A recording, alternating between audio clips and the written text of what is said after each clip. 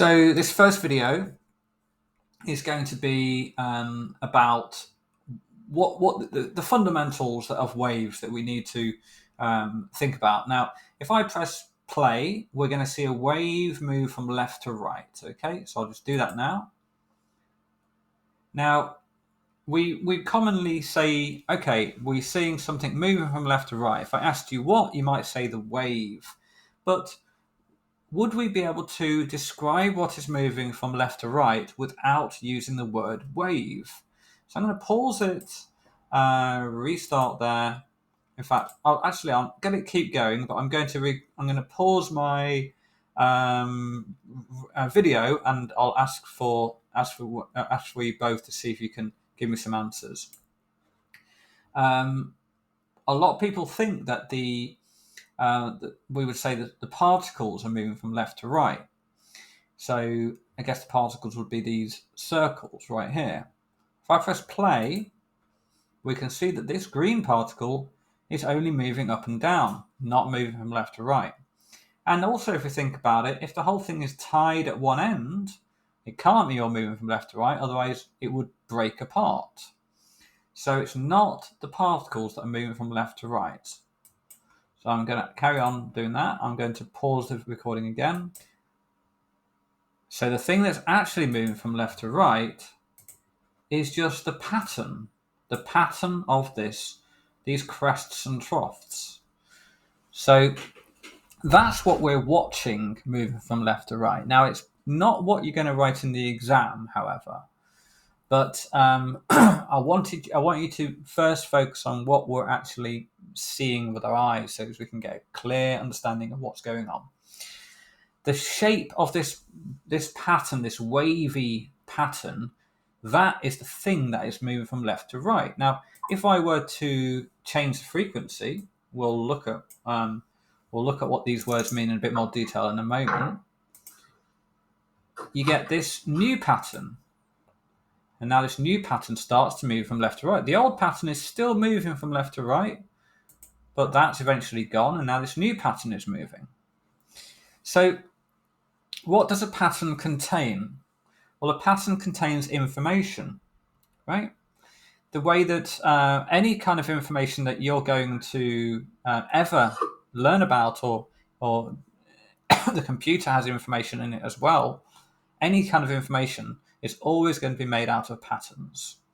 So this is why we use waves to communicate, because it contains patterns, and patterns contain information, so we can communicate information using waves. Right now I'm communicating information using a sound wave, using sound waves, and these sound waves are producing different patterns, and your ears are translating those patterns into language, and and turn that language into meaning, so you can understand what I'm saying. So first and foremost, we say that it's pattern, and from there we can say it's information. But the thing that they will want you to say in the exam is actually going to be, well, a couple of things actually. I'm just trying to get the pen here. So one of the things that you could say that is actually moving from left to right is energy. Okay, so energy is moving from left to right, because if we start again, so if we restart there and pause, there's nothing moving here, but there is something moving over here. The reason, if it's moving, it must have energy. Specifically, it's got kinetic energy.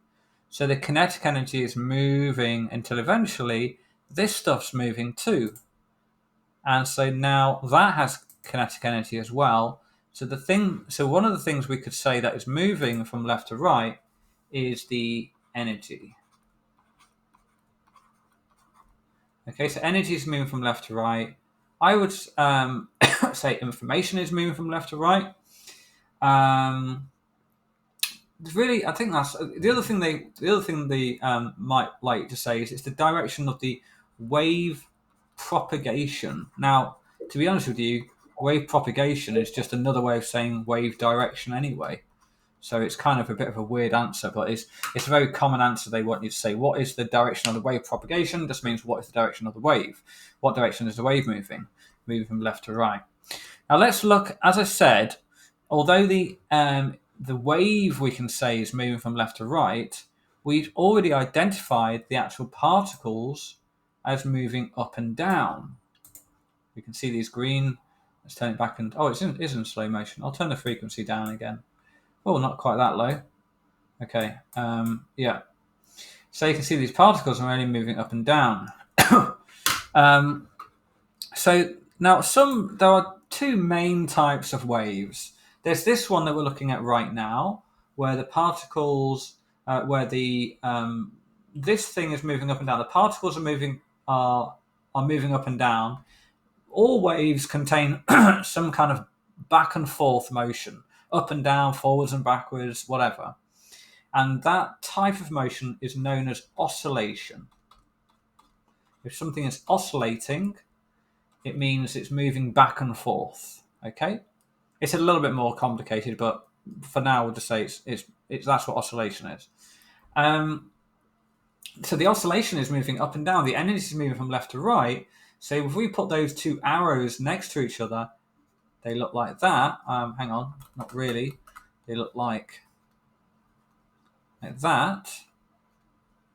And in fact, what we'll do is we'll do this bit on the whiteboard. So let me just pause the video and we'll start getting that going. Right, so we've just got a snapshot of that simulation. Actually, what I'm going to do is I'm going to add a link so you can click on the link and then you can play with the simulation yourself. Yeah. So if you click on that link and you'll be able to play with it yourself. But let's just, before you do that, let me just carry on. Oops, I think you've accidentally moved the frame there. Careful if you click on the edge, then it will select the frame. But no worries. So basically, as I said, we've got this oscillation moving up and down. So I'm going to make a double-ended arrow there. And I'm just going to label the arrow as oscillation. Okay, so that's our oscillation. Can I move that around? No. Okay. I'm just going to release the arrow. It's a bit fiddly.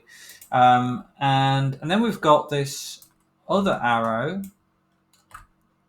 Don't want it to be a curvy arrow. And I only want one arrow this time, arrowhead.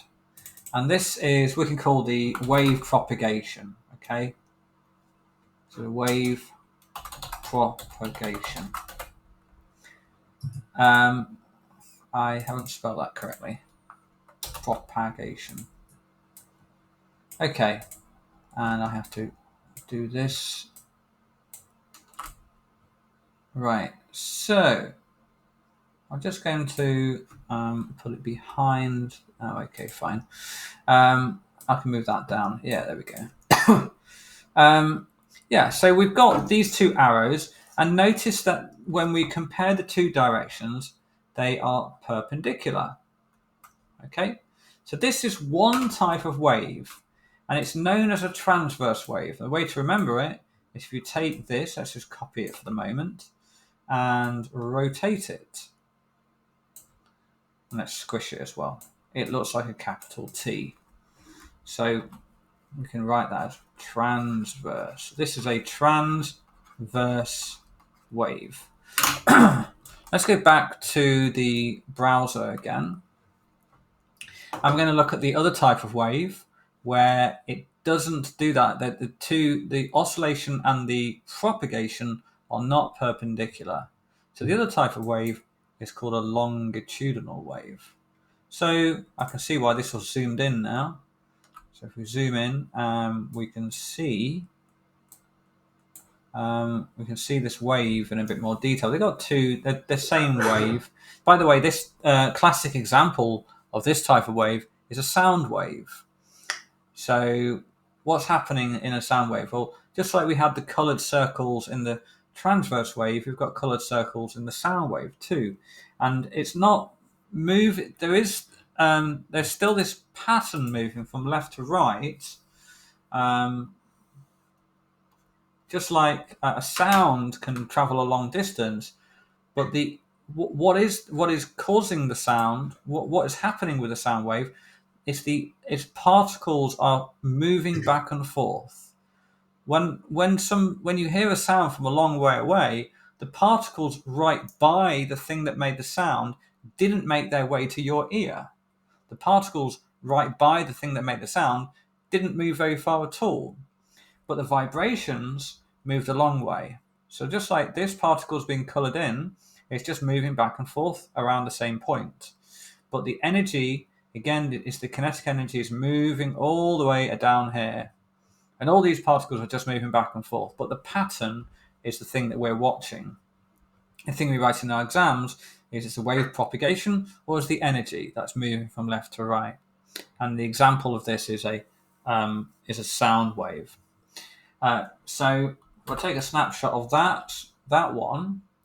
We want to, actually I'm going to do that again because I want it to be really, it's really difficult to get it just, that'll do.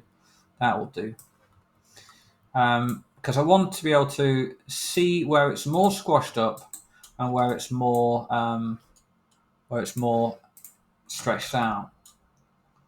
So notice here it's a bit stretched out and here it's more squashed up. So where it's stretched out, we call that a rarefaction. Now there's another word you would have learnt about waves in earlier years. There's another word that's very, very similar called refraction. And it's annoying that both those words are in the topic of waves, but they mean different things. This one is rarefaction, and it's the stretched out bit. I'm labeling the stretched out bit again. And then the squashed bit, which I guess is this kind of bit here, is an easier word to remember. It's just compression.